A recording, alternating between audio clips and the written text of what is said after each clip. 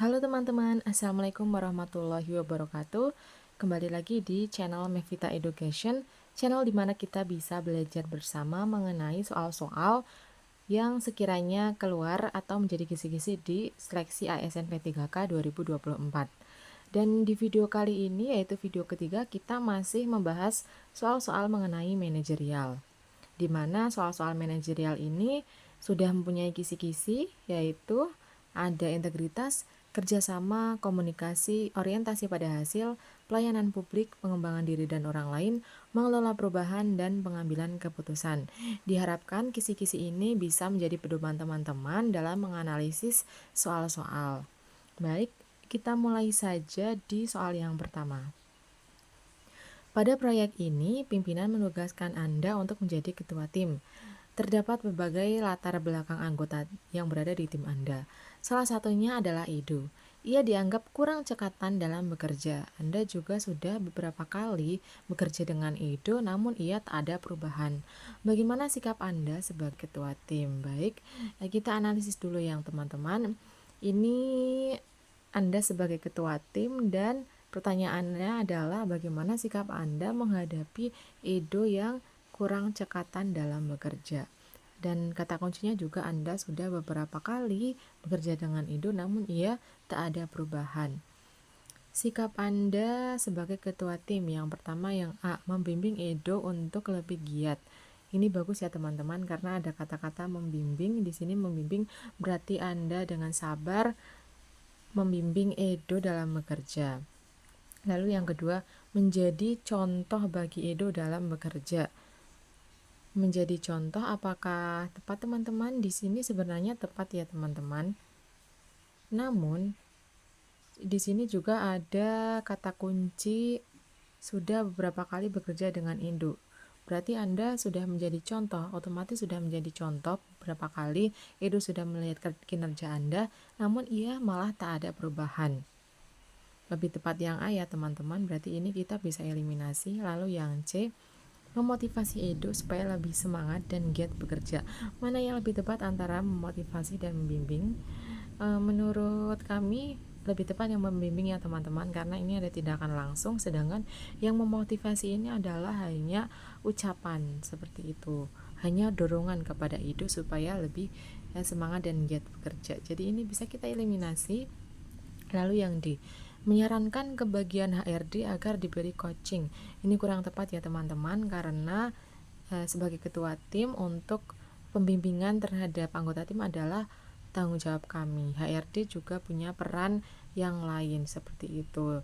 Dan ini memang sudah menjadi tanggung jawab kami, tanggung jawab ketua tim. Jadi ini bisa kita eliminasi. Dan jawaban yang memiliki poin 4 adalah yang A.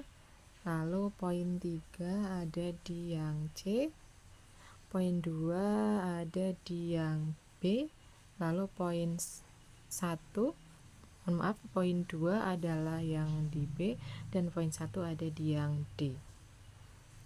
Jelas ya teman-teman? Baik, mari kita pindah ke soal yang berikutnya, mengelola perubahan. Anda bekerja di sebuah instansi. Anda dan tim sudah selesai merancang konsep acara peringatan Hari Pendidikan Nasional. Namun pada H-7, pimpinan Anda meminta konsep acara untuk dirubah karena instansi Anda akan kedatangan pejabat daerah setempat. Bagaimana sikap Anda sebagai koordinator tim? Nah, di sini kita posisikan diri sebagai koordinator tim. Mari kita langsung analisis opsinya. Yang A, segera merapatkan dengan tim untuk merancang kembali konsep dan susunan acara. Ini tepat ya teman-teman, karena di sini sendiri ada kata kuncinya, pimpinan Anda meminta konsep acara untuk dirubah. Apabila pimpinan menyuruh untuk dirubah, segera kita eksekusi ya teman-teman, segera kita rapatkan kepada anggota-anggota yang lain. Kenapa tidak yang B, menggabungkan konsep acara terdahulu dan konsep dari pimpinan? Ini kurang tepat ya teman-teman, karena di sini ada kata-kata pimpinan ingin dirubah. Bisa saja konsep yang terdahulu dan konsep yang baru itu tidak match seperti itu. Baik, ini bisa kita eliminasi. Lalu yang C, tetap menggunakan rancangan konsep terdahulu dan menambah sedikit konsep yang baru. Ini sebenarnya sama saja dengan yang B ya teman-teman konteksnya. Lalu yang D, meminta pimpinan untuk membundurkan acara selama 3 hari karena dikarenakan perubahan konsep. Maaf.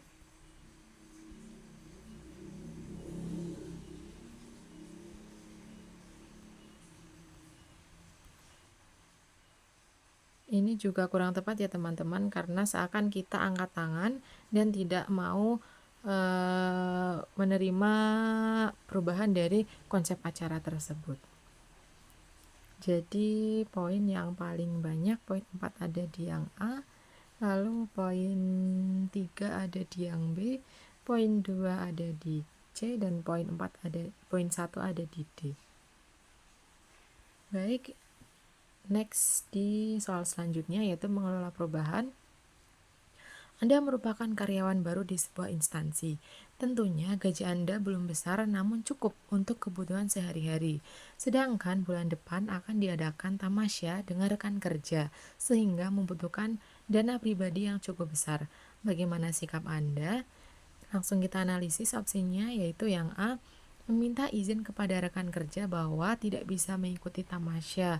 Ini tidak baik ya teman-teman karena tamasya bersama rekan kerja juga hal yang baik. Jadi apabila kita menolak itu kurang tepat ya teman-teman. Berarti yang A bisa kita eliminasi. Lalu yang B, mencoba cari pinjaman dan berjanji akan mengembalikan setelah tamasya. Ini merupakan sebenarnya solusi yang tepat, namun kita lihat apakah ada opsi lain yang lebih tepat.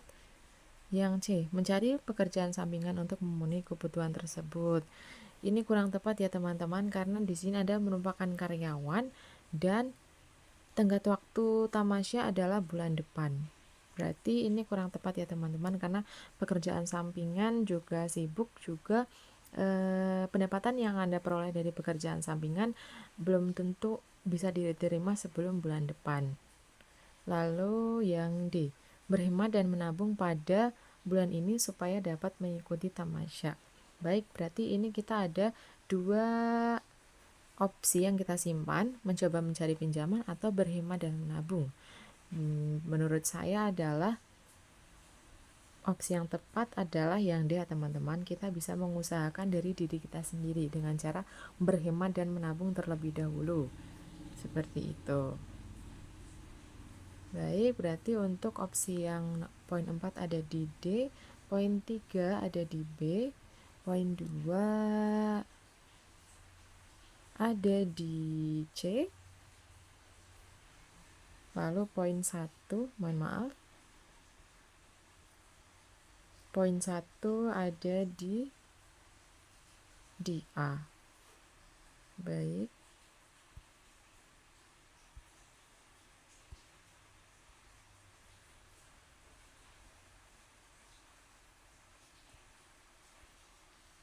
Soal selanjutnya, 2 hari lagi Anda mempunyai jadwal untuk mengunjungi proyek dan mengumpulkan beberapa data. Namun, tiba-tiba hari ini Anda ditunjuk untuk menjadi pembicara dalam sebuah seminar di hari yang bersamaan dengan kunjungan proyek tersebut. Apa yang Anda lakukan? Di sini masalahnya adalah Anda mempunyai 2 agenda di hari yang bersamaan. Ada seminar maupun kunjungan proyek. Di opsinya ada yang A, meminta bawahan saya untuk menggantikan kunjungan proyek dan mengumpulkan data agar saya dapat menghadiri seminar. Ini betul ya teman-teman karena kita di sini sudah memikirkan solusi yang dapat mengakomodir semua kegiatan di hari yang bersamaan itu. Lalu yang B, meminta pengertian panitia seminar bahwa Anda tidak dapat hadir. Ini sama saja menolak ya teman-teman. Sebenarnya kita tidak boleh menolak kesempatan-kesempatan yang baik tersebut. Lalu yang C, melaksanakan kegiatan yang paling penting saja. Ini tidak jelas ya teman-teman. Anda tidak jelas akan memilih yang mana. Apakah Anda akan memilih proyek atau seminar. Dan sebenarnya kita juga sebaiknya tidak memilih namun dapat mengakomodir semuanya apabila memungkinkan. Lalu yang ke D, mengundur kunjungan proyek agar dapat menghadiri seminar. Ini juga salah ya teman-teman, berarti ini kita tidak tepat waktu. Karena di 2 hari lagi Anda sudah mempunyai jadwal untuk mengunjungi proyek. Seperti itu. Berarti jawaban yang dengan poin 4 ada di A, poin 2 ada di D, mohon maaf, poin 3 ada di D, poin 2 ada di B, dan poin 1 ada di C. Baik, kita lanjut ke soal yang terakhir. Hari ini Anda bertugas untuk membantu memecahkan masalah klien yang sangat sulit. Klien tersebut merasa lega dan bangga setelah Anda berhasil memecahkannya. Sebagai rasa terima kasih, klien memberikan Anda sejumlah uang. Anda merasa tidak bisa menerimanya, namun atasan Anda mengatakan bahwa ini merupakan hal yang lumrah. Nah, bagaimana teman-teman mengatasi masalah tersebut? Mohon maaf. Mengatasi masalah tersebut bahwa Anda tidak bisa menerimanya, merasa tidak bisa menerimanya, namun ada atasan memperbolehkannya. Bagaimana? Yang A, menerima uang tersebut karena atasan sudah menyetujuinya. Ini kurang tepat ya teman-teman, karena bagaimanapun kita tidak bisa menerima gratifikasi sekecil apapun. Lalu yang B, meminta maaf dan tetap mengembalikan uang tersebut. Ini betul ya teman-teman, karena di sini ada kata-kata meminta maaf, dan dengan kata lain meminta maaf itu sopan, karena ini dengan klien dan juga atasan, hubungannya dengan klien dan juga atasan, sehingga kita harus menjaga kesopanan. Dan tetap mengembalikan uang tersebut. Ingat ya teman-teman, mengembalikan uang tersebut sama saja tidak menerima gratifikasi tersebut. Dan C, menerima dan membaginya dengan atasan. Ini kurang tepat ya teman-teman. Sama saja kita melaksanakan gratifikasi dengan atasan. Lalu yang D, menolak dengan tegas dan menasihati klien. Ini ada kata-kata dinasihati atau menasihati ya teman-teman. Bagaimanapun kita harus bisa menjaga perasaan klien. Berarti di sini yang paling tepat adalah yang meminta maaf. Yang B ada di poin 4, lalu poin 3 ada di D, poin 2 ada di A, dan poin 1 ada di C.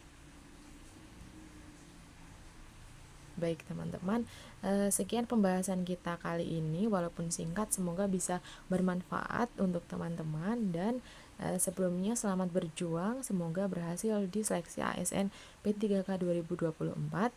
Jangan lupa like, komen, dan subscribe channel ini. Terima kasih.